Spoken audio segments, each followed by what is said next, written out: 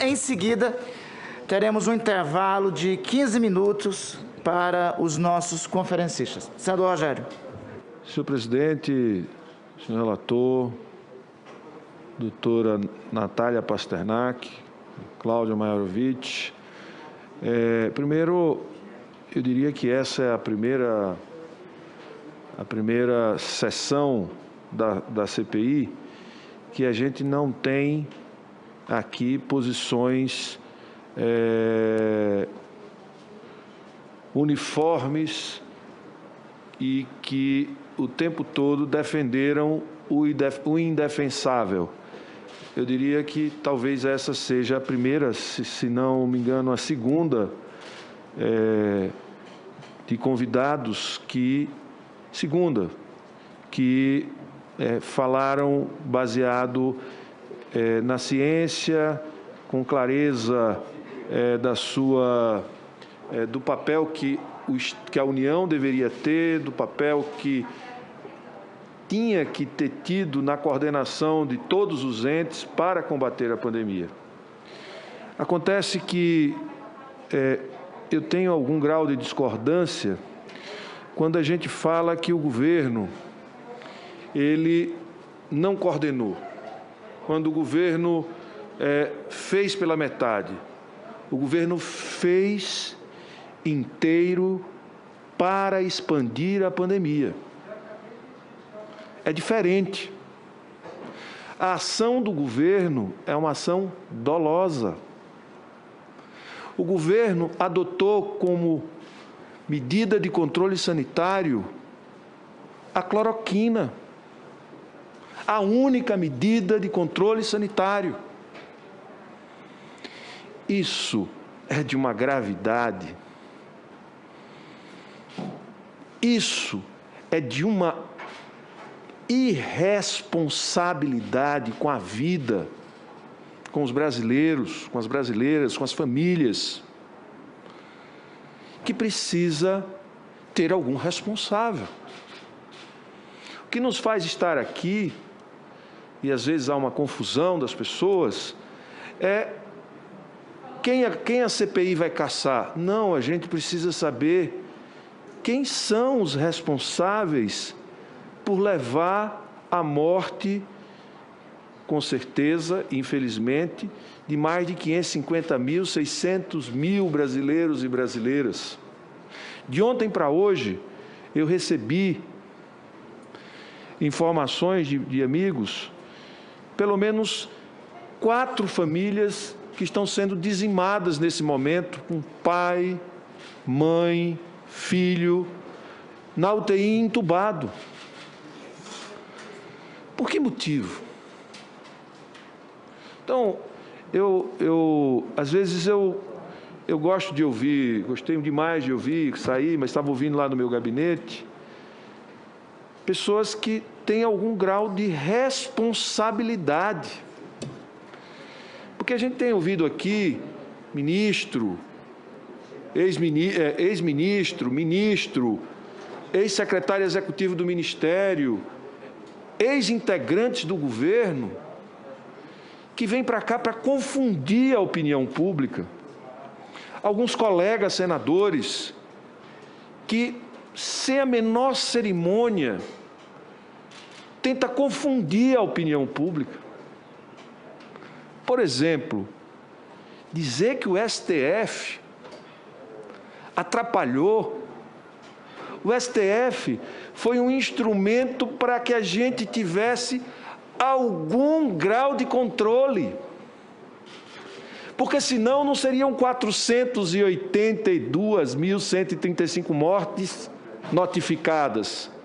Poderíamos já ter 600 mil mortos ou mortes notificadas, óbitos notificados pela Covid-19, não fosse a decisão assertiva do STF em garantir uma prerrogativa constitucional da concorrência legislativa entre os entes e o poder de ação entre os entes, que é complementar. Mas a união, como disse Vossa Senhoria, doutor Cláudio, muito bem, a união ela tem precedência quando ela define uma medida. Mas, neste caso, não era para beneficiar, era para impedir o controle da doença. E vejam, senhores, eu vou voltar à tecla. Este governo assumiu que deveria expor os brasileiros e as brasileiras ao contágio e agiu deliberadamente para expor as pessoas ao contágio. E continua. Isso, quem atua no combate ou quem está fazendo alguma coisa, é mesmo que ficar enxugando uma pedra de gelo.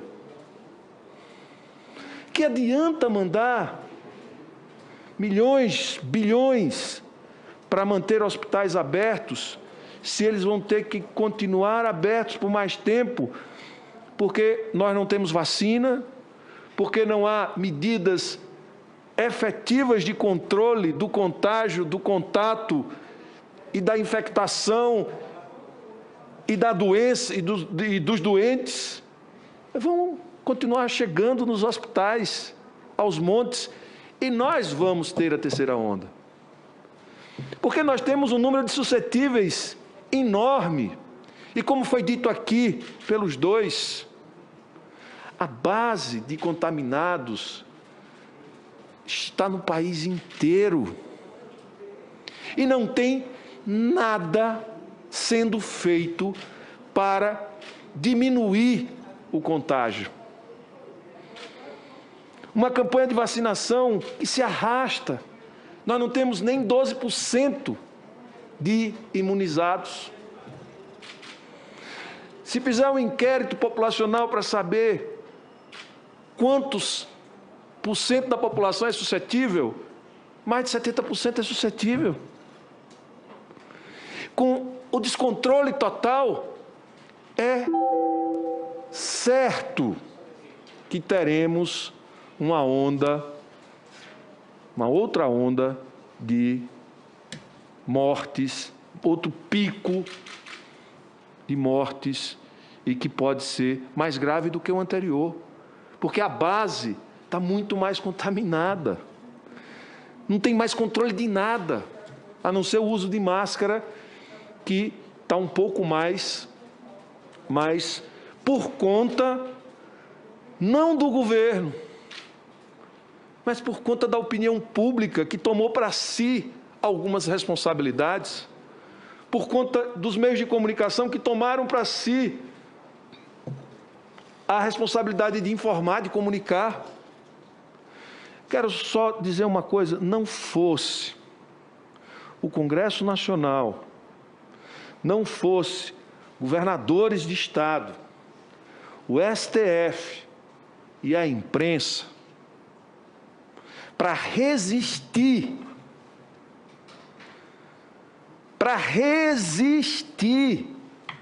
preste atenção, a uma política nefasta, macabra, criminosa,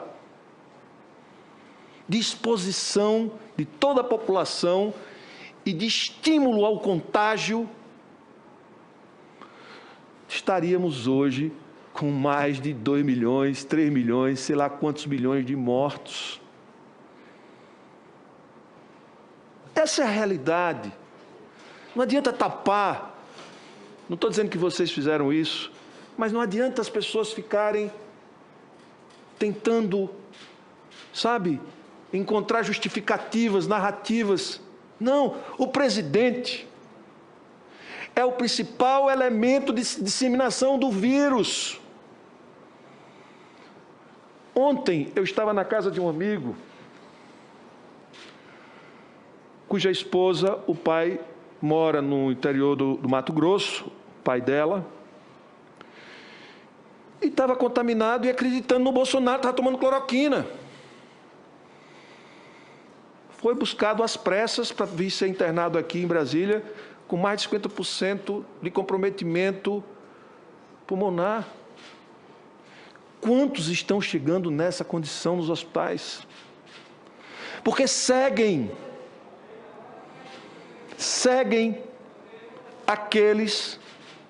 aquele em quem votou, porque acredita.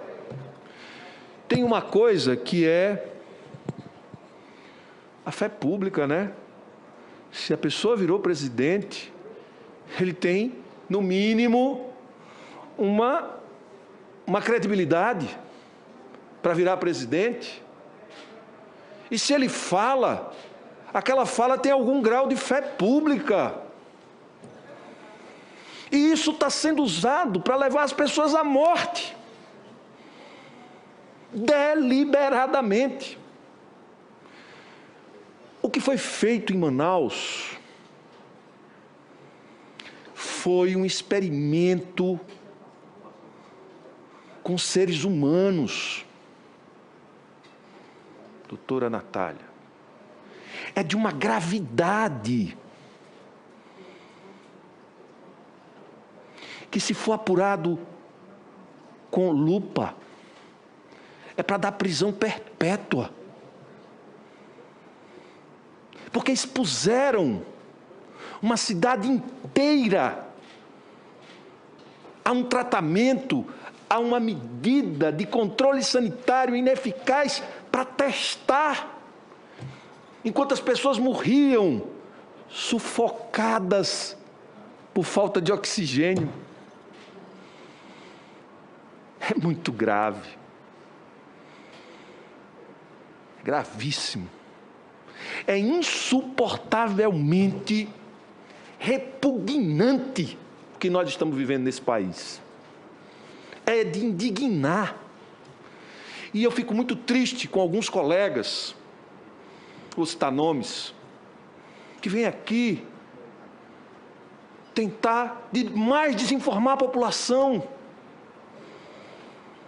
com pseudos estudos. Ninguém aqui está falando que a cloroquina não é uma droga segura. Ela é segura. Ela tem ação anti-inflamatória. Ela pode ser usada para várias patologias, em vários casos. Mas ela não tem eficácia comprovada. Ou seja, ela não mostrou-se capaz de prevenir que as pessoas adoecessem, de diminuir a gravidade dos casos e de evitar a morte. Portanto, como medida sanitária única adotada por este governo, mesmo sabendo de tudo isso, é um crime doloso e continuado. E agora, com os dados do Pedro Alau, de 379 mil, ou seja, 2/3 poderiam ser mortes evitadas, senhor relator. O crime de extermínio, ele está se configurando. E é preciso responsabilizar essas pessoas. Queria só fazer uma pergunta, para não dizer que eu não perguntei nada. 3 cidades, Rio de Janeiro, Manaus e Fortaleza. As 3 cidades com as condições semelhantes de oferta de serviços, capacidade instalada. Por que Fortaleza morreu menos gente? Por quê? Porque é hub aéreo portuário, como Manaus é e como Rio de Janeiro é. Por que Fortaleza morreu menos gente? E veja, poderia ter morrido muito menos, não fosse, vou deixar essa pergunta para vocês, mas já afirmo que poderia ter morrido muito menos, não fosse as intervenções do presidente da República e do governo para obstruir determinadas ações. Olha, eu fico tão indignado. 15 segundos. Uma deputada fazer um vídeo instando comerciantes a pegarem armas para manter seus estabelecimentos abertos, quando milhares de pessoas estavam morrendo, porque tinha sido proposto um rodízio, um fechamento temporário de algumas atividades não essenciais na cidade de Aracaju. A deputada Carla Zambelli. Que loucura! Então, eu queria deixar essa pergunta para os dois e muito obrigado pela contribuição de vocês ao Brasil e à boa compreensão de como lidar em situações de emergência sanitária como a que nós estamos vivendo. Muito obrigado. Doutora Natália. Doutor Cláudio. Começa, Cláudio. Bom, eu não poderia concordar mais com a leitura que o senador faz sobre o que aconteceu ao longo desse ano e meio, praticamente, que a gente enfrenta a pandemia. E acho que, de fato, esta comparação das 3 cidades quase que fala por si mesma. Nós tivemos, no início da pandemia, inclusive, uma situação muito difícil em Fortaleza, lá no comecinho, com hospitais superlotados, capacidade quase exaurida ali de atendimento. No entanto, houve uma organização, ao que me parece, houve uma organização estadual, uma organização local, criando regras que deveriam ser nacionais, não são, restrições que deveriam ser nacionais, não são. Eu acho que isso aumenta o mérito de quem as tomou, porque é muito difícil adotar regras restritivas quando há uma grande autoridade nacional falando na TV contra essas regras, ou agindo na justiça contra essas regras. Eu acho que isso torna ainda mais evidente o mérito desses governantes que conseguiram, no contrafluxo, no contracorrente do movimento nacional, organizar nos seus estados, organizar nos seus municípios ações para conter a expansão da doença, para organizar o seu sistema de saúde, para orientar a sua população. Gostaria de ter muitos exemplos, a gente tem alguns, infelizmente não são tantos, a gente tem vários no Nordeste aqui, a gente acho que deve reconhecer. Este papel dos governadores do Nordeste, não por acaso, constituíram um consórcio que vem se colocando como num contraponto da tentativa de fazer uma coordenação regional do enfrentamento, mas que, infelizmente, esbarra na resistência sistemática do governo federal em apoiar ou em sequer anuir tacitamente. Não estou falando de anuência legal, isso já discutimos antes, não cabe, mas que não houvesse sabotagem. Acho que tem havido sabotagem sistemática a todas as iniciativas que visam a redução da circulação do vírus, a redução da transmissão da doença.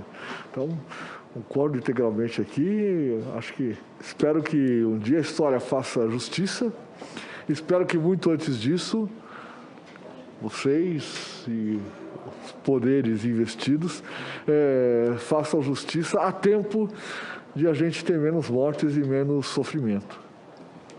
Doutora Natália. Senador, obrigada pelas considerações, com as quais também concordo. E no caso das cidades citadas, convém lembrar que tanto Rio de Janeiro quanto Manaus tiveram um comportamento da população como se realmente a vida estivesse acabando amanhã. Então, a gente teve uma dificuldade nessas 2 cidades de colaboração da população para o enfrentamento, para a adesão às medidas restritivas, que foi muito marcante. E eu digo isso aqui não para culpar a população, porque, como deixei bem claro no começo, 15 segundos. É uma questão de uma boa comunicação do governo com a sociedade, de cada governo com as suas populações, para chamar essa população como parceira, para que essa população, então, tenha uma adesão às medidas restritivas e se coloque também exercendo a cidadania, exercendo a solidariedade, parceira do governo nas medidas de restrição. E isso é muito difícil de obter, justamente como o Cláudio falou, quando você tem um ambiente politicamente tão polarizado como o que a gente vive, onde alguns governantes falam uma coisa e o presidente da República fala outra e outros governantes falam outra. Então, as populações elas ficam muito confusas. Quando você consegue uma coesão dessa comunicação com a população, certamente o resultado é muito melhor. Infelizmente, esse resultado não foi obtido nas diversas cidades, inclusive nas duas cidades que o senhor citou, Rio de Janeiro e Manaus, que foram cidades tão acometidas pela pandemia. E conversando outro dia com a professora Margarete Dalcomo, que mora no Rio de Janeiro, ela até comentou que o trânsito do Rio de Janeiro já estava trânsito normal, como se realmente a vida lá estivesse normal. E que ela ficou muito espantada com isso, porque como assim? De onde veio todo esse trânsito? Por que essas pessoas estão todas circulando? Então, o problema da comunicação é um problema muito grave. Sem uma boa comunicação e vinda dos órgãos institucionais e dos órgãos supremos, do governo federal, do Ministério da Saúde, é muito difícil conduzir uma crise global, uma crise sanitária desse tamanho. Obrigado, doutora Natália. Senhor relator?